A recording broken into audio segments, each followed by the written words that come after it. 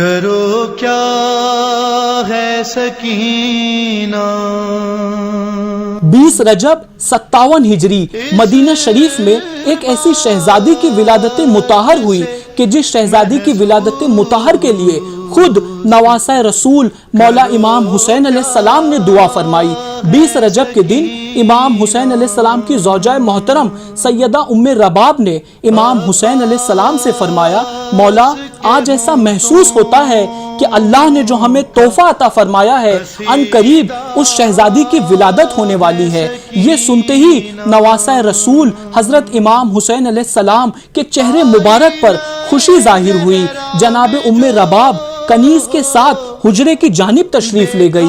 جناب ام رباب نے اللہ تعالیٰ سے دعا مانگی اور وہاں پر نواسہ رسول امام حسین علیہ السلام نے مصلی پر اللہ تعالیٰ سے دعا و فریاد کی اور آپ کی آنکھوں سے مولا امام حسین علیہ السلام کی آنکھوں سے زار و قطار آنسو جاری تھے کہ وہاں پر جناب عباس علمدار کی آمد ہوئی۔ مولا عباس نے امام حسین علیہ السلام کی آنکھوں میں جب آنسوؤں کو دیکھا تو آپ نے فرمایا، اے میرے مولا کیا کوئی ایسی بات ہے کہ جو آپ کا غلام حل کر سکتا ہے؟ امام حسین علیہ السلام نے فرمایا، اے میرے بھائی عباس اللہ تعالیٰ سے یہ دعا مانگو کہ خداوند عالم آج جسے ہمارے گھر بھیج رہا ہے، جسے ہماری زندگیوں میں بھیج رہا ہے، بطور تحفہ جسے ہمارے گھر بھیج رہا ہے، خدا اسے سلامتی کے ساتھ ہماری زندگیوں میں بھیجے۔ جیسے ہی مولا عباس علیہ السلام اور امام حسین علیہ السلام نے ہاتھوں کو بارگاہ الہی میں بلند کیا،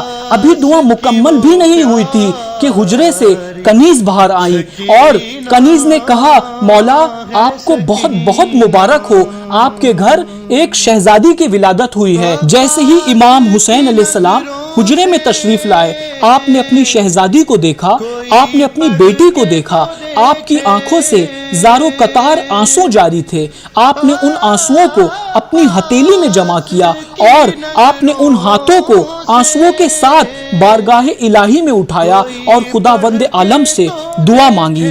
امام حسین علیہ السلام نے اپنی بیٹی کو گود میں لیا اور آپ نے فرمایا، میں اپنی بیٹی کا نام اللہ کے حکم سے سکینہ رکھتا ہوں، اپنے بابا کو سکون عطا کرنے والی۔ اور امام حسین علیہ السلام نے جناب سکینہ کے کانوں میں اذان ادا فرمائی، اور جب امام حسین علیہ السلام اور تمام اہل حرم کا قافلہ کربلا کی جانب روانہ ہوا تھا تو راستے میں ایک صحرا کے قریب ایک نابینا شخص تھا جس کی آنکھوں کی روشنی نہیں تھی، اور وہ ضعیف نابینا شخص راستہ پار کرنے کی کوشش کر رہے تھے، مگر جیسے ہی وہ گھوڑے کے دوڑنے کی آواز سنتے وہ رک جاتے، اس ڈر سے کہ کہیں گھوڑے کے قدموں کے میں نیچے نہ آ جاؤں۔ جیسے ہی مولا حسین علیہ السلام نے ضعیف نابینا شخص کو دیکھا، امام حسین علیہ السلام نے مولا عباس سے فرمایا کہ اس ضعیف نابینا شخص کو راستہ پار کرا دو۔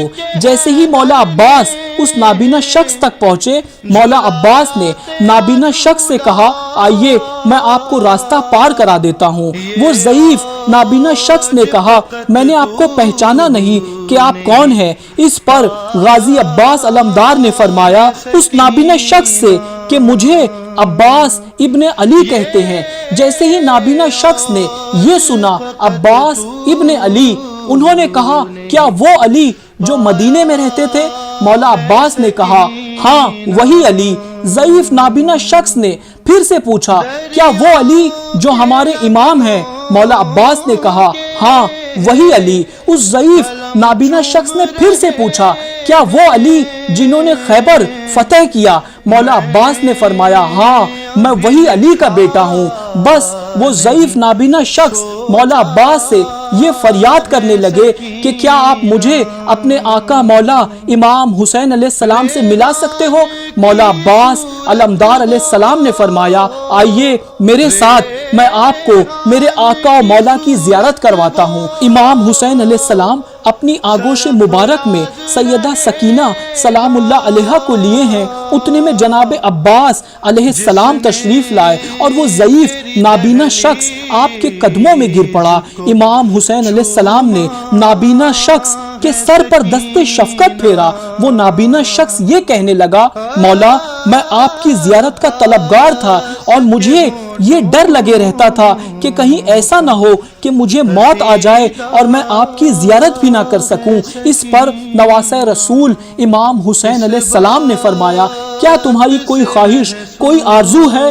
وہ نابینا شخص نے کہا، مولا میری ایک ہی چاہت ہے، ایک ہی خواہش ہے کہ میری آنکھوں کی روشنی واپس آ جائے۔